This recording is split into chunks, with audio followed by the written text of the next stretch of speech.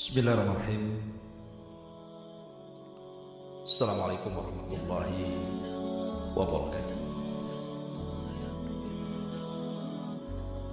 Alhamdulillah wassalatu wassalamu ala rasulillah wa ala alihi wa sahbihi wa mawalah wa la hawla wa la quwata illa billahi wa ba'd. Qala Allah azza wa jalla ya ayyuhalladzina amanu taqullaha haqqa tuqatih wa la tamutunna illa wa antum muslimun. Wa qala sallallahu alaihi wa ala alihi wasallam, man salaka tariqan yaltamisu fihi ilma sahhalallahu bihi tariqan ilal jannah. Amma ba'd. Para pemirsa dan juga para pendengar di manapun Anda berada, alhamdulillah segala puja dan puji hanya milik Allah subhanahu wa ta'ala. Di pagi hari ini kita dipertemukan di media ini sebagaimana Allah subhanahu wa ta'ala mempertemukan kita di media yang mulia ini di dunia. Semoga Allah subhanahu wa ta'ala juga mempertemukan kita di surga kelak, amin ya rabbal alamin. Ma'asyiral muslimin yang dimuliakan Allah subhanahu wa ta'ala, pembahasan di pagi hari ini kita akan membahas sebuah pertanyaan soal kenikmatan surga. Dan pertanyaan ini muncul dari kalangan wanita,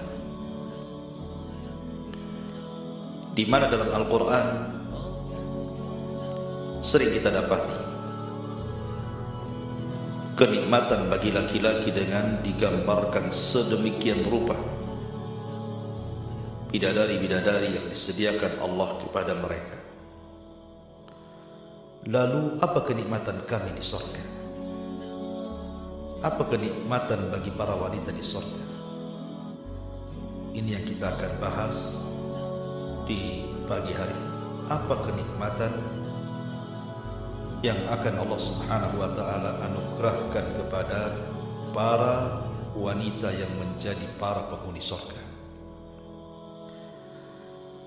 Ma'asyiral muslimin yang dimuliakan Allah subhanahu wa ta'ala, kita tahu bahwa Allah subhanahu wa ta'ala telah berfirman di dalam Al-Quranul Karim, bagaimana Allah subhanahu wa ta'ala mensifatkan sedemikian rupa keindahan surga. Dan juga Nabi SAW juga demikian. Saya sebutkan satu riwayat daripada Abu Hurairah radhiyallahu anhu. Nabi SAW bersabda, a'dadtu li ibadis salihin ma la aynun ra'at wa la udhunun sami'at wa la khatara ala qalbi bashar waqra in syi'tum fala ta'lamu nafsum ma ukhfiya lahu min qurrati a'yun jazaa'an bima kanu ya'malun. Dari Abu Hurairah radhiyallahu anhu, Nabi sallallahu alaihi wasallam bersabda, Allah subhanahu wa ta'ala berfirman dalam hadis qudsi, aku telah sediakan bagi hamba-hambaku yang saleh kenikmatan-kenikmatan di sorga yang tidak pernah dilihat mata, didengar telinga, bahkan terlintas pun di benak manusia tidak bisa. Maka bacalah kalau kalian berkehendak, fala ta'lamu nafsum ma ukhfiya lahum min qurrati a'yun jazaa'an bima kanu ya'malun.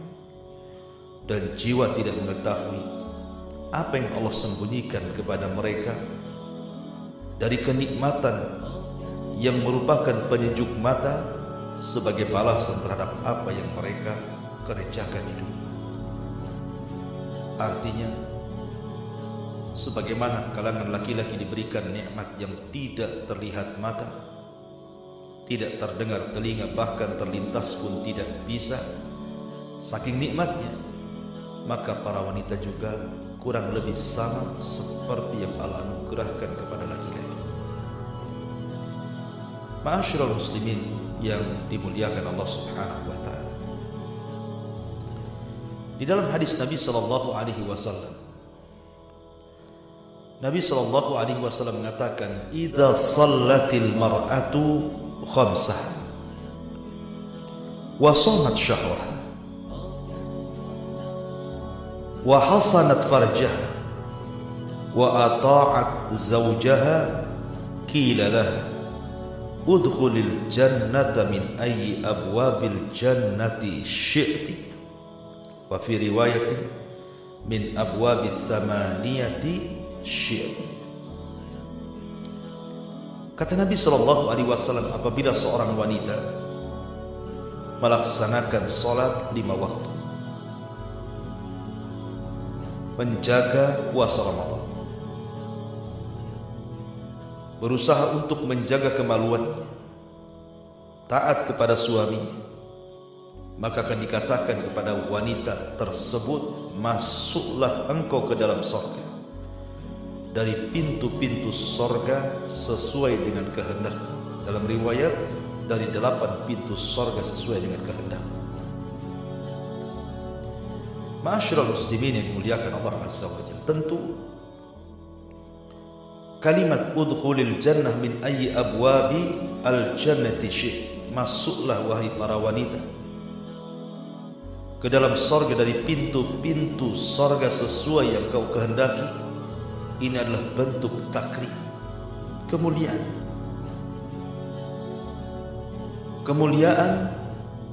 dan juga tasyrif, keagungan bagi para wanita-wanita yang ditakdirkan Allah masukkan ke dalam surga. Kenapa kemudian Nabi SAW menyebutnya di antara 4 perkara yang memudahkan wanita masuk surga? Pertama, menjaga salat. Yang kedua, menjaga puasa. Yang ketiga, menjaga kemaluannya. Dan yang keempat, taat kepada suaminya. Karena ini disebut ummahatu af'alil khair. Bagi wanita, perbuatan 4 perkara ini termasuk induk daripada kebaikan. Artinya kalau seorang wanita menjaga salatnya, menjaga puasanya, menjaga kehormatannya, menjaga suaminya, maka perkara-perkara lain pasti akan lebih dijaga lagi. Kalau induk kebaikan ini sudah dilakukan, maka cabang-cabangnya akan memudahkan bagi wanita untuk melakukannya. Maka kenapa 4 perkara ini menentukan wanita itu masuk surga dan tidaknya masuk surga? Kan dalam sebuah hadis, ketika Nabi SAW diperlihatkan neraka, rupanya kebanyakan penghuninya adalah kaum wanita. Ma'asyiral muslimin wal muslimat rahimani wa rahimakumullah. Sebagaimana Allah Subhanahu wa ta'ala memberikan kenikmatan kepada laki-laki, maka begitu juga Allah Subhanahu wa ta'ala memberikan kenikmatan yang sama kepada para wanita di surga. Allah Subhanahu wa ta'ala berfirman, "Wa man ya'mal minas salihati min dzakarin aw untha wa huwa mu'minun fa ulaika yadkhulunal jannata wa la yudlamuna nakira." Barang siapa yang beramal saleh baik perempuan ataupun laki-laki, atau laki-laki baik laki-laki atau perempuan, dan dua-duanya beriman kepada Allah, maka mereka akan dimasukkan ke dalam surga dan mereka tidak akan mendapatkan perlakuan kezaliman. Dan dalam ayat yang lain Allah mengatakan, man amila salihan min dzakarin aw untha wa huwa mu'minun falanuhyiyannahu hayatan thayyibah wa lanajziyannahum ajrahum bi ahsani ma kanu ya'malun. Barang siapa yang beramal saleh, baik dia laki-laki atau perempuan, dan kedua-duanya beriman kepada Allah, maka kami akan berikan kehidupan yang indah dan kami akan balas mereka dengan sebaik-baik balasan sebagaimana apa yang sudah mereka kerjakan di dunia. Dan dalam ayat yang lain juga Allah mengatakan, man amila sayyi'atan fala yujza illa mithlah wa man amila salihan min dzakarin aw untha wa huwa mu'minun fa ulaika yadkhuluna al-jannah yurzaquna fiha bighairi hisab. Barang siapa yang beramal keburukan tidak akan dibalas kecuali dengan keburukan yang sama. Tetapi barang siapa yang beramal saleh dari kalangan laki-laki dan perempuan dan dia beriman, maka mereka akan masuk ke dalam surga. Mereka akan diberikan rizki tanpa batas. Artinya ada yang bersyirikan antara kenikmatan laki-laki dan kenikmatan perempuan. Apa yang diberikan kepada laki-laki juga diberikan kepada perempuan. Dan dua-duanya kenikmatan yang tidak bisa dilihat mata, didengar telinga, terlintas di pikiran manusia pun tidak. Saking nikmatnya surga itu. Ma'asyiral muslimin yang dimuliakan Allah Subhanahu wa ta'ala, maka kaidahnya sebagaimana disebutkan oleh para ulama, ketika Allah Subhanahu wa ta'ala menjanjikan kepada laki-laki yang beriman dan juga wanita-wanita yang beriman dengan surga yang penuh dengan kenikmatan dan balasan pahala dari kemurahan Allah Subhanahu wa ta'ala, maka apapun yang tertetapkan dari kenikmatan bagi seorang mukmin laki-laki, maka itu juga masuk kepada kenikmatan kepada seorang wanita yang beriman, kecuali apa yang dikhususkan secara dalil. Contohnya yang dikhususkan dengan dalil adalah ketika laki-laki diberikan banyak bidadari di surga, dan tidak sebaliknya bagi perempuan diberikan banyak para suami di surga. Ya, karena ada kekhususan dalil. Lalu apa alasannya? Kenapa pula kemudian Allah Subhanahu wa ta'ala memberikan semangat khususnya laki-laki agar berusaha untuk masuk ke dalam surga dengan beramal saleh, kemudian menjadikan surga rindu kepada mereka dengan dibentangkan panjang lebar dalam Al-Quran soal keindahan bidadari, dan tidak sebaliknya? Di dalam Al-Quran Allah Subhanahu wa ta'ala tidak pula menyebutkan satu wanita memiliki banyak laki-laki. Maka jawabannya, pertama, la yas'al amma yaf'al wa hum yus'al. Jangan tanya apapun yang Allah lakukan, tapi kita makhluknya yang akan ditanya oleh Allah Subhanahu wa ta'ala. Tidak perlu tanya kenapa. Tetapi walaupun demikian kita akan mencoba mencari hikmah. Kenapa wanita tidak dijanjikan sebagaimana janji bagi laki-laki dengan banyaknya bidadari, dan wanita tidak dijanjikan dengan banyaknya laki-laki? Ini jawaban. Pertama, jangan tanya apa yang Allah perbuat, tapi mereka lah yang akan ditanya Allah Azza wa Jalla. Yang kedua, karena tabiat manusia atau tabiat khususnya para wanita, sebagaimana maklum, para wanita ini memiliki sifat yang berbeda dengan laki-laki di dunia, di mana rasa malu mereka jauh lebih besar dibandingkan laki-laki. Maka Allah Subhanahu wa ta'ala tidak menyebutkan kenikmatan-kenikmatan bagi wanita, tetapi disembunyikan sesuai dengan perasaan malu yang selalu disembunyikan oleh para wanita. Cukuplah firman Allah Subhanahu wa ta'ala, fala ta'lamu nafsum ma ukhfiya lahum min qurrati a'yun jazaa'an bima kanu ya'malun. Jiwa tidak tahu apa yang Allah sembunyikan kepada mereka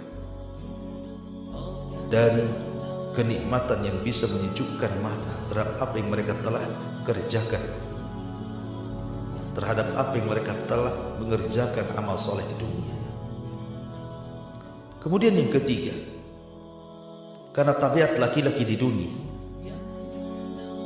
mereka hanya mencintai dan suka dengan wanita. Tabiat laki-laki, kesukaan kepada perempuan itu jauh dibandingkan seorang wanita suka dengan laki-laki. Di mana kesukaan laki-laki kepada perempuan itu jauh lebih besar dibandingkan kesukaan-kesukaan yang lain. Tapi perempuan tidak semua. Makanya banyak perempuan itu apabila sudah merasa cukup, sudah berusia, mereka tidak mau bersuami.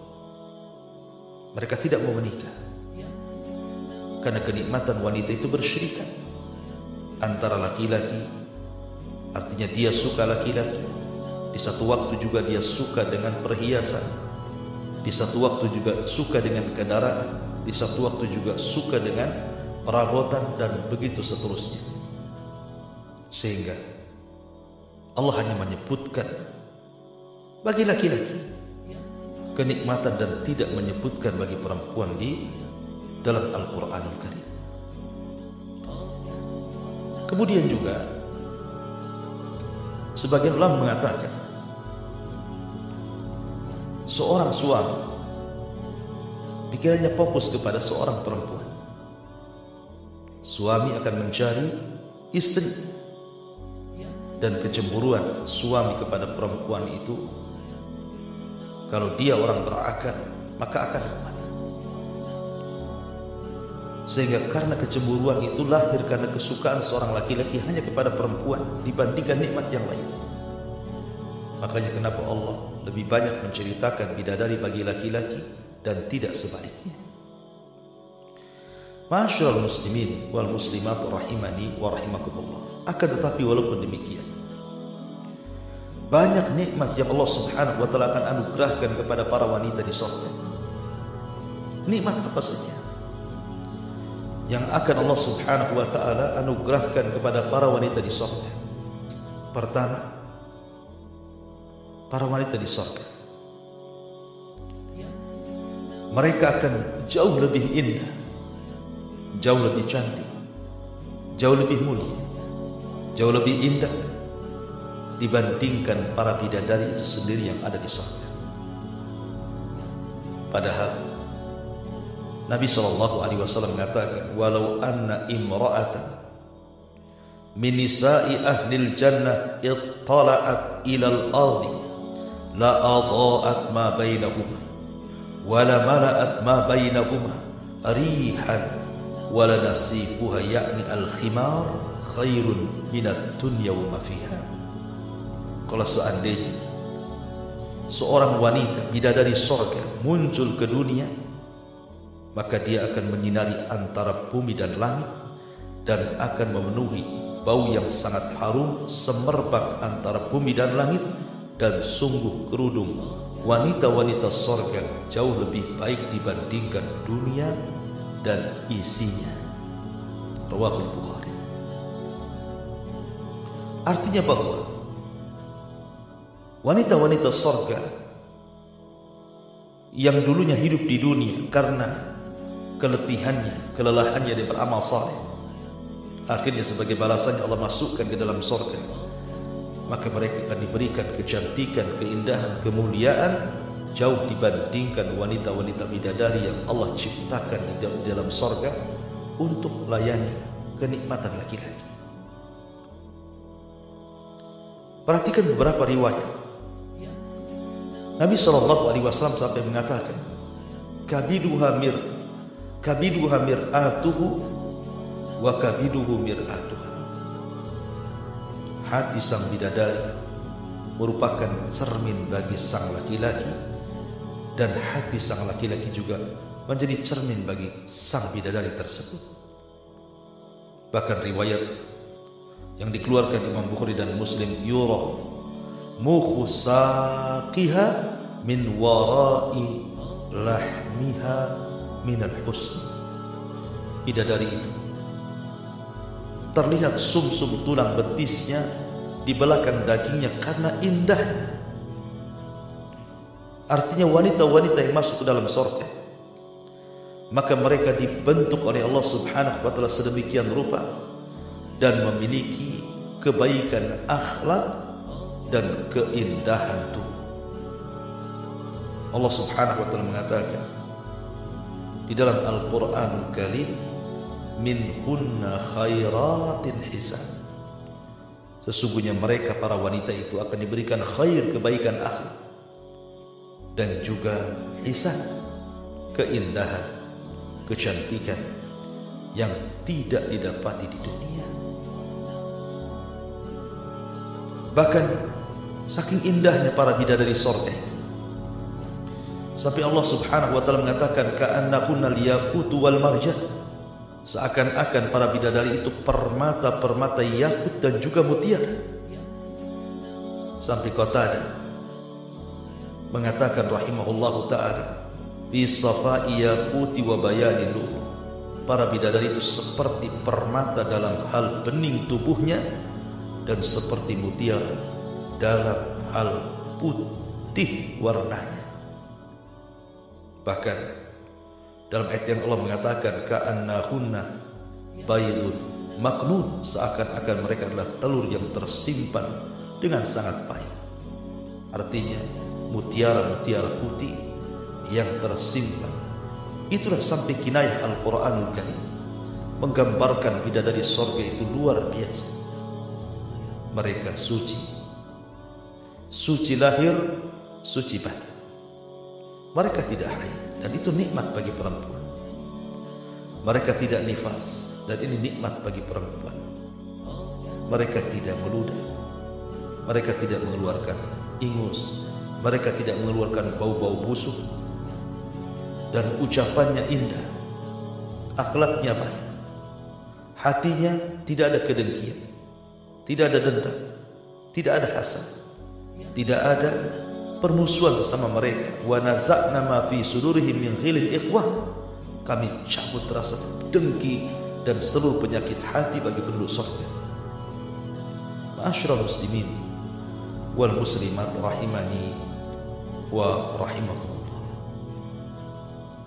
Jadi ketika Allah Subhanahu wa ta'ala dan hadis-hadis Rasul menggambarkan bagaimana keindahan, kesucian wanita-wanita bidadari surga, baik dari bersihnya badan mereka, indahnya dan cantiknya paras mereka, kemudian juga anggunnya akhlak mereka, itu tercampur menjadi satu, dan itu tidak Anda dapati di dunia.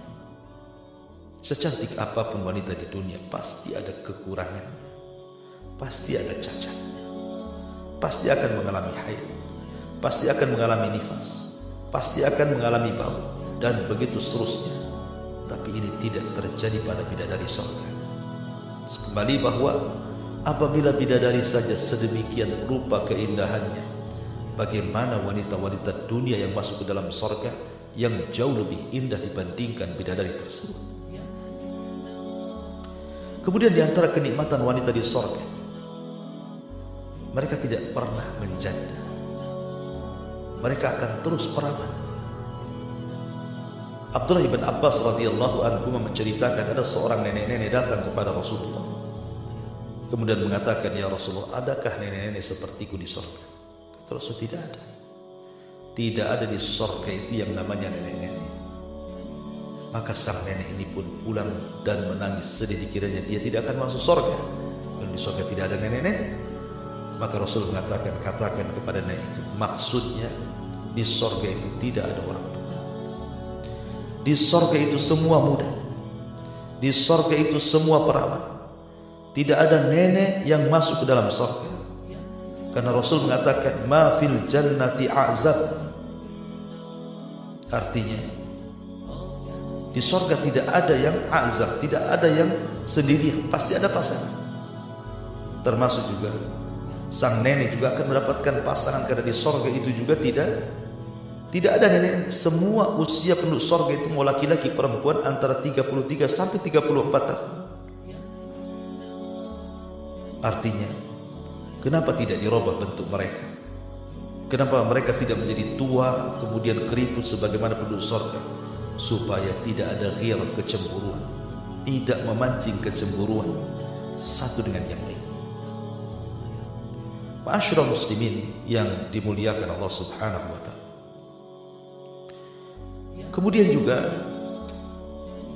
di antara nikmat yang Allah Subhanahu wa taala berikan kepada para wanita, selain daripada diberikan kesucian lahir batin, kemudian juga mereka senantiasa perawan, mereka tidak pernah kemudian menjadi janda, mereka pun akan diberikan apapun yang mereka minta dari kesenangan-kesenangan yang tidak pernah terbayang di dunia.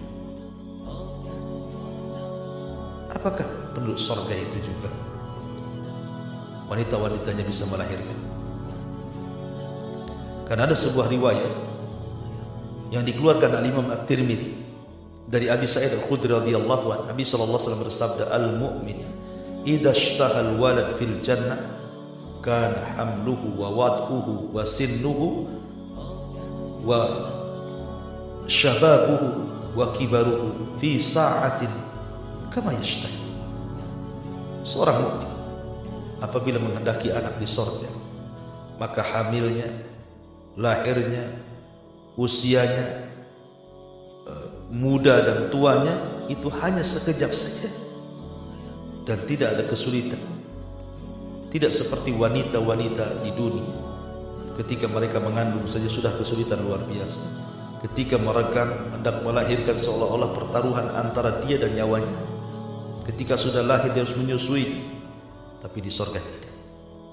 Allah mudahkan semuanya. Tapi riwayat ini memang dikritik para ulama. Apakah wanita di surga bisa melahirkan? Maka kata Imam Ibnu Qayyim rahimahullahu taala, pertama hadis yang tadi dibaca oleh ana bahwa hadis itu diperbincangkan tentang riwayatnya. Yang kedua, bahwa Allah Subhanahu wa taala mengatakan walahunna fiha azwajun mutahharah. Dan bagi mereka para laki-laki di surga itu memiliki pasangan-pasangan yang bersih. Kalau seseorang kemudian melahirkan, tentu bisa saja terkena haid, terkena nifas, terkena kotoran. Sementara di surga itu tidak ada orang haid, tidak ada orang nifas, dan tidak ada kotoran, semua bersih. Kemudian yang ketiga, Allah jadikan kehamilan dan juga kelahiran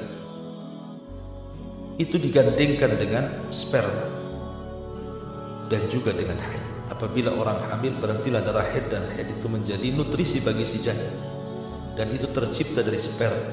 Sementara di surga itu tidak ada yang mengeluarkan sperma. Sebab kalau seandainya seorang di surga itu mengeluarkan sperma, berarti nikmat terbatas. Karena ketika sudah keluar berarti sudah terbatasi kenikmatannya. Makanya biar nikmat itu daim terus menerus merasakan nikmat luar biasa. Makanya hubungan mereka antara suami istri di surga tidak sebagaimana hubungan di dunia. Apabila seorang suami atau istri sudah mengeluarkan sperma, maka hilanglah nafsunya. Di surga tidak demikian. Sehingga kalau seandainya, kata Imam Ibnu Qayyim, Allah menjadikan ada kehamilan, ada kelahiran, berarti ada haid, ada sperma, dan begitu seterusnya. Kemudian yang nomor 4, bahwa Nabi SAW bersabda, la yazalu fil jannati fadlun hatta yunshi'ullahu laha khalqan fayuskinahum fadlal jannah. Akan senantiasa di surga itu keistimewaan yang Allah Subhanahu wa taala berikan kepada manusia.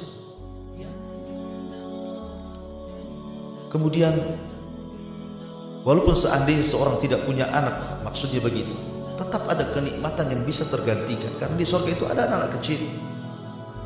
Dari anak-anak yang ketika di dunia meninggal sebelum balik, maka mereka akan wildanu mukhalladun yatufuna bi aqwabi wa abarika wa ka'sin min ma'in. Ada anak-anak kecil yang meninggal belum balik, baik anak orang kafir atau anak orang yang beriman, maka mereka akan menjadi anak-anak di surga dan lucu-lucu, dan itu sebagai pengganti dari anak-anak dunia.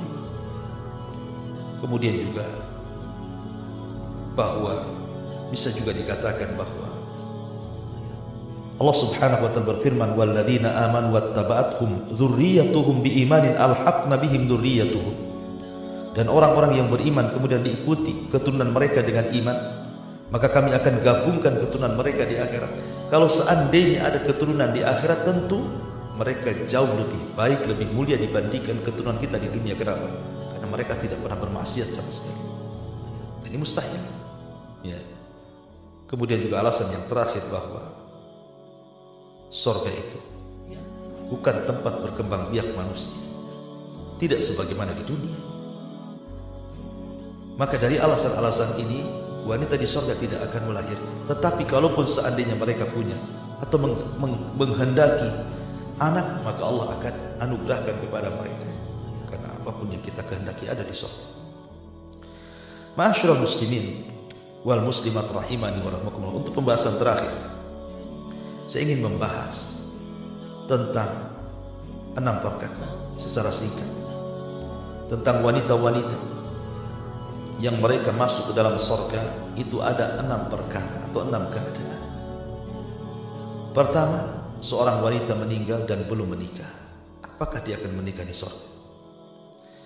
Yang kedua, seorang wanita meninggal setelah diceraikan oleh suaminya dan dia belum menikah dengan laki-laki lain. Apakah juga akan menikah di surga?